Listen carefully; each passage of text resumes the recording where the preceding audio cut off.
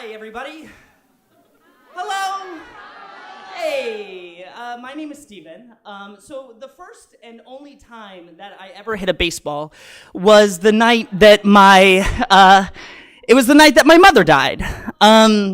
So I was 10 in the summer of 1994 in Hiawatha, Kansas, when I stepped into the batter's box with every intention of getting on base. See, I had been playing Little League for about 5 years at that point, and yes, I had never hit a baseball, but I had great on-base percentage. I don't see if you can tell, but I was born with cataracts, which means that I can't see in one eye, and I really can't see in the other. So when I first started playing baseball, it became very clear that hitting a ball was never going to be possible, but being hit by a ball was totally in the realm of possibility. So it was the bottom of the fourth when I cozied up to home plate, knowing that all I needed to do was just turn inward, get beamed, and I'd be able to take my base. The first pitch came, I turned, strike one.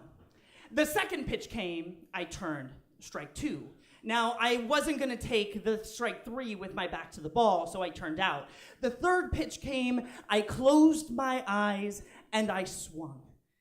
There was a ping sound the moment the ball met the bat, and I've never seen something with perfect vision, but I saw that ball fly through the air with 20/20 vision right over the second baseman's head and land so softly in the right field.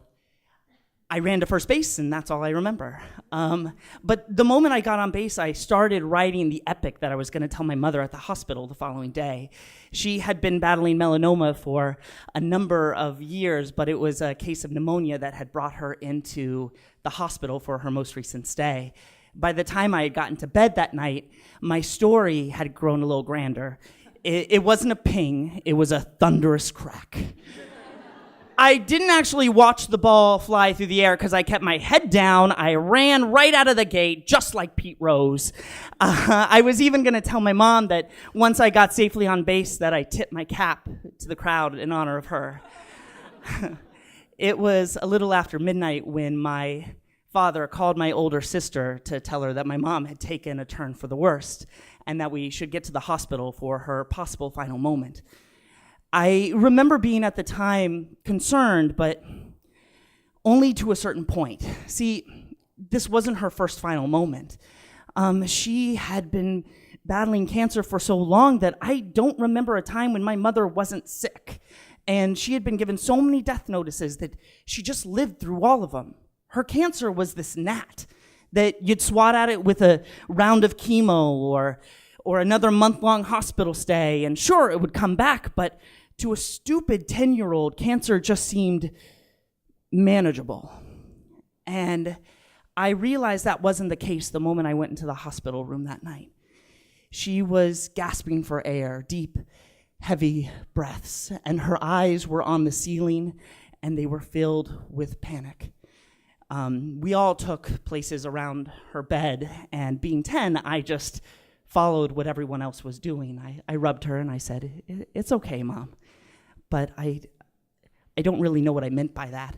Her dying wasn't okay. My forced acceptance of it wasn't okay. None of it was really okay. All I really wanted to shout was, "I hit a baseball." There can be 2 miracles tonight, Mom. But no, I said, "It's okay." And then suddenly her breathing became normal, and her eyes went from the ceiling down to the family that surrounded her. And one by one, she took every single person in, and she ended on me. And I stared back at my mother. The cancer had taken so much from her. It had taken her hair and sunk it in her cheeks. But those eyes were free of any cancer or any pain. And the fear was gone. And her eyes widened, and she smiled. But it was with that smile that she took her last breath, that they pronounced her dead. Dead wife, dead sister, dead mom. And And I was still, even days after her passing, still focused on those eyes. What had she realized that, what had she discovered that just suddenly made it so easy for her to just let go? And I was actually still thinking about this about a week after her funeral when I was sitting on her front porch, and a kid from my grade named Mitch Schmidt came up to me and said, "Heard your mom died." I nodded with my head down. "That sucks. Want to go play baseball?" And suddenly, I saw what had become so clear to my mother right before she passed. She smiled that night because she looked out and she saw this family that she had made, and she knew that we would be okay, that I'd be okay, that I would keep playing baseball, even if I never hit a damn ball again. I looked up at Mitch and said, "Sure, let's go play. Thanks so much."